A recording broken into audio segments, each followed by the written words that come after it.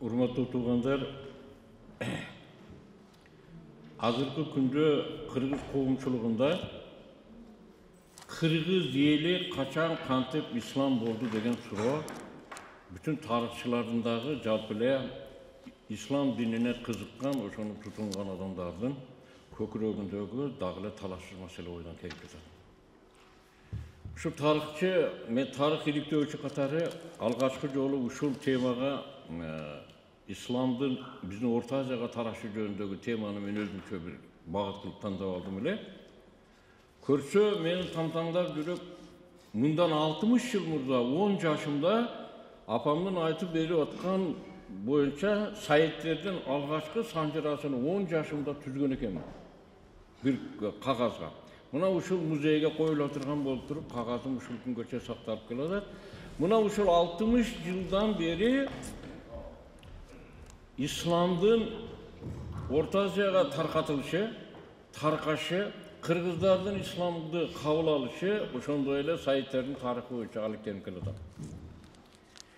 Мен ушул күнү Баткенден келгенде, ошол Саидтердин тикелей урпактарынан 6 кишини, 4 аял биз менен кошо келди. Бүгүнкү күндө биздин залда ошол Саидтердин урпактарынан 10 киши келип отурабыз. Айтайын дегеним бир жагы бир бардыгыңыздарга белгилүү ислам менен тааныш болгон адамдардын бардыгы эле Мухаммед алейхиссалам пайгамбарыбыздын сөздөрүнү көп айтышат. Өзүнүн ошол жерде сахабаларына, өзүнүн урпактарына айтканда исламды түрк элдери менен кошо таркаткыла деген сөздөрү бар. Түрк элдери менен. Ал башка элдер менен же ушулар менен кошо таркаткыла деген сөз жок. Түрк элдери менен. Экинчиден, ошондой кыйынчылык учурларда куздарга баргыла деген сөзү бар экен. Ушундай улуу сөздөр эмнеден келип чыкты деген сургуулар пайда болот. Албетте пайгамбарыбызга бул ооле катары бардыгын биле турган болсо, бирок ошону билгенине да кандайдыр бир тарыхый окуялар себепчи болот. Фергана өрөөнүндө бүгүнкү күндө 5 пайгамбардын казам жайлары, баскан издери, курган устаканалары, жаткан жерлери бар. 5 пайгамбардын. Ата берейин. Дөүт пайгамбардын устаканасы бар. Сулайман пайгамбардын баласы. Дөүт пайгамбардын устаканасы Баткенде турат. Бул биринчи. Экинчи, Аюп пайгамбардын дарыланган жери. Жалалабад курорту. Идрис пайгамбардын күмбөзү чаткалда турат, дөңнүн башында. Мына өзүбүздүн саясатчы камчыбек ташип ошонун үстүн жаап койгон. Мындан бир 20 жыл мурда турат. Андан кийинкиси мына Андижандагы дагы эле Коргонтөгө районундагы кыргыздар жашаган жерде Жусуп пайгамбардын коюлган жери дөңсөз турат. Алтынчысы биздин Баткенде Казамжай деген район бар, эмне үчүн Казамжай деп аталып калган. Мына ушул жерге Азырет Алинин келип арабтардын исламдын башына коркунуч түшкөн мезгилде башкача айтканда крестүүлөр Ватикан баш болуп алып туруп, Европа баш дөш болуп, ушул жаңыдан өлүп келаткан арабтарды азыртан баштап талкалап жок кылбасак, исламды жок кылбасак, бизге дүйнөдө тарыхыбызда чоң проблема жаратат деген идея менен мына исламды талкалаш үчүн башталганда Азырет Али ушул жактан жигит топтоо үчүн келген жерлери, отурган жерлери, азыр ошол кадам жайда жакшынака кылып алып туруп, ошонун отурган намаз окуган жерлерин даярдап, баягы зыярат кылуучу жайга айланып койду. Казанжай деген аталыштын өзү дагы эле биздин Азырет Алинин баскан жолунан аталып калды. Башкача айтканда биздин Фергана өрөөнүндө каалайбызбы, каалабайбызбы 5, балким азыркы күндө дагы бир кызыктуу нерсе чыгып атат. Биз изилдөөбүздө Дөүт пайгамбардын атасы Сулайман пайгамбардын дагы баскан издери чыгып атат. Бул такталмайынча биз аны атабай турайлы. Экинчи дагы бир нерсе, Муса пайгамбардын тушунда мына кейбир мына өзгөн тараптагылар жакшы билет. Харун деген бай жөнүндө эске алынат. Харун Harun деген бай абдан зыкым болгондуктан анын өзүнө Харунду жер жутуп, малы мүлкүнүн бардыгы таш болуп катып калган деген. Эми ошол Харун биздин кыргызда карын болуп жүрөт. Карынды жер жуткан таштары менен мына шу өзгөндө жалпак ташта мына ушул жер бар. Мен ушул күнгө чейин тактай албаганым, балким ушул жерде Илимдер академиясында отуруп башка адамдар таап калышы мүмкүн. Ушул Харундун чөккөн жери, ошол айтылган Муса пайгамбардын тушунда айтылган окуя ушул жердеги же Арабстандын дагы бир кайсы жеринде бар. Рат жер жуткан болсо, кайсы жерде жуткандыгы жөнүндө табылыш керек болчу да. Бирок Арабстанда же Израилде же башка жерде ушул жерде Харундун жер жуткан жери ушул деген жери жок.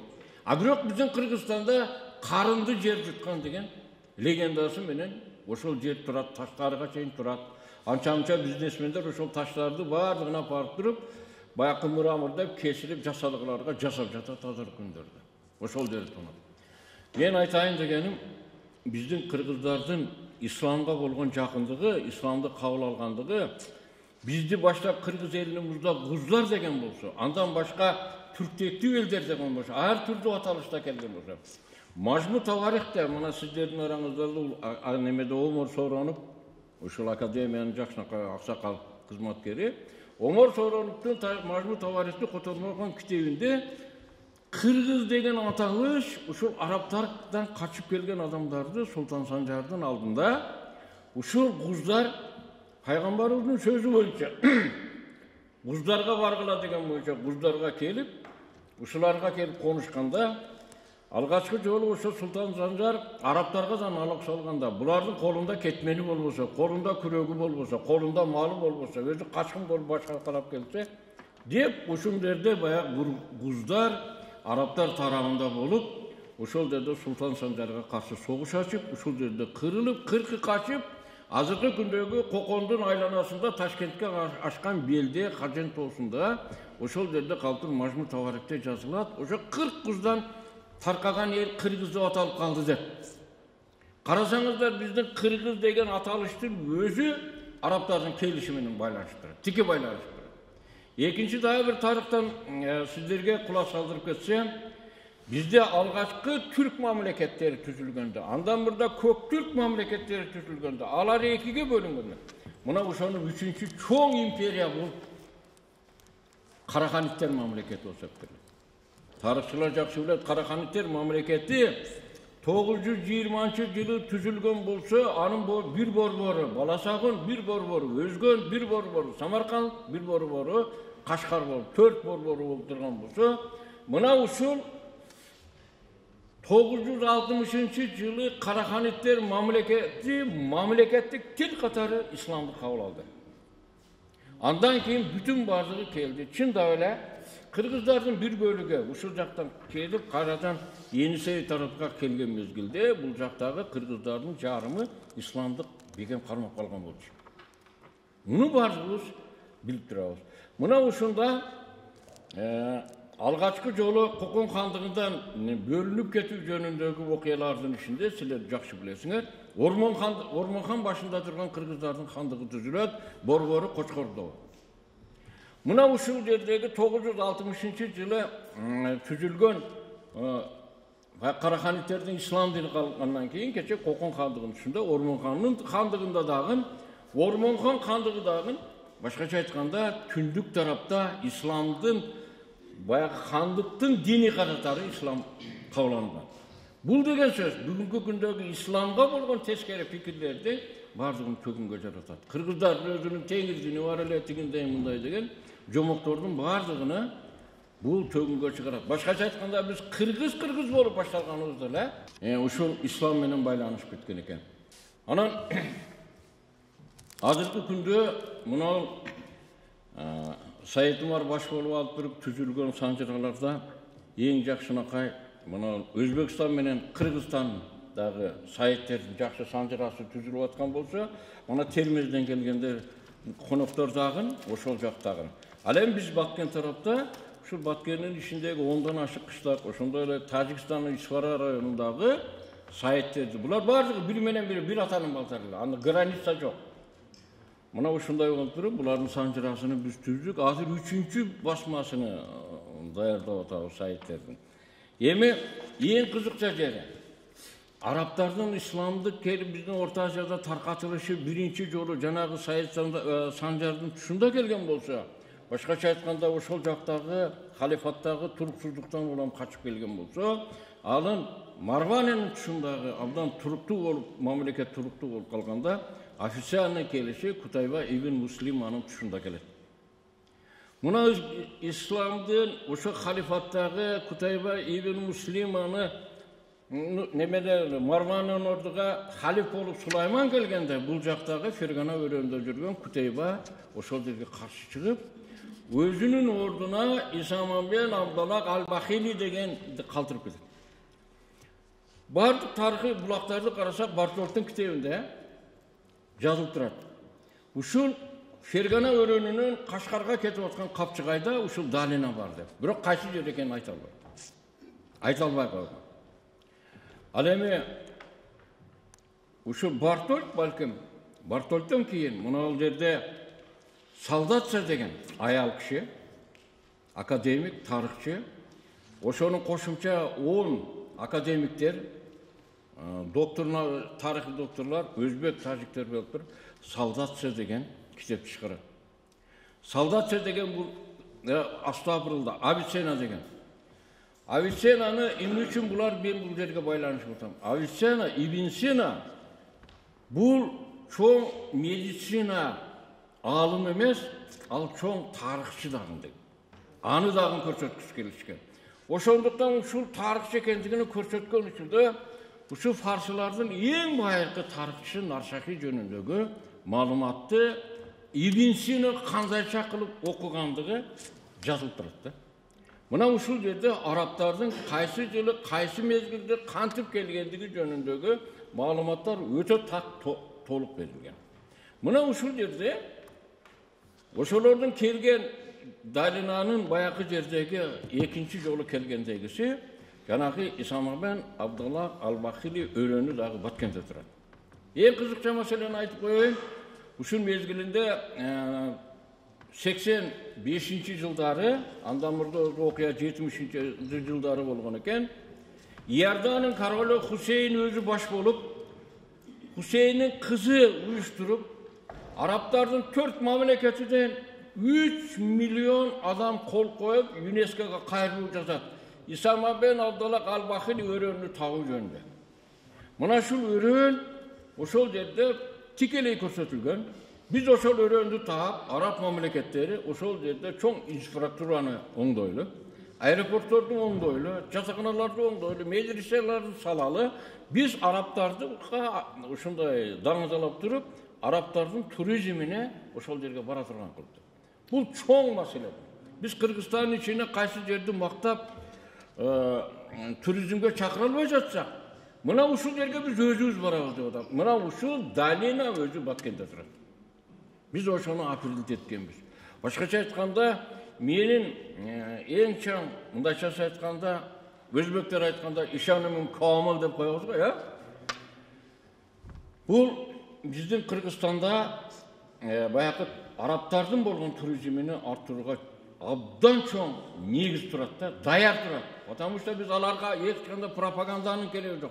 Arar özleri izlep atat uşul dedi. Biz barıp sen izlegen yer mına dep kanap körсөтүшүбүз керек.